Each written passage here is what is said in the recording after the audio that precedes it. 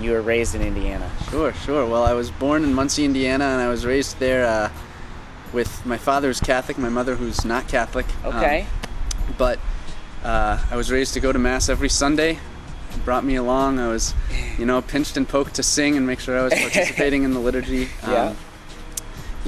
I was taught at a very early age. One of my very first memories is learning how to pray, making sure that I had a connection with God. We would always pray together as a family at mealtimes and also before we went to bed. And are there any specifics on how you were taught how to pray? Because I'm sure there's some people out there who have children who wouldn't mind hearing some tips or advice. Sure. Well, a lot of it actually came from example.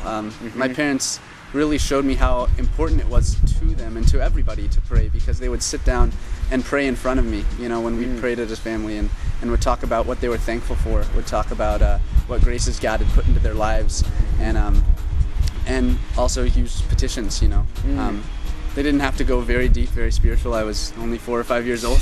But just to show me that it was important was really the big thing for me.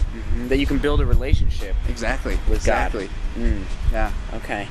And now, when you were attending Mass as a child, what was that? I mean, I have my own personal view, but I mean, when did it talk about that transition, maybe from a childlike faith, which is good at times, but then into adulthood? Well, I didn't really understand the Mass when I was young. I would always just kind of go through the motions. I would go because my parents dragged me. I think a lot of people who misunderstand the faith at a young age can kind of sympathize with that. But as I grew older, I started to just listen to the words of the liturgy and listen to the prayers, understand what the priest was doing and what his role was. And I remember, as I was growing up, a significant shift of trying to understand it to really grasping the concept that I'm going to Mass and I'm receiving Jesus Christ, body, blood, soul, and divinity in the Eucharist. That it wasn't just like a symbol, that it was something that was true and meaningful to my life directly, right here and right now.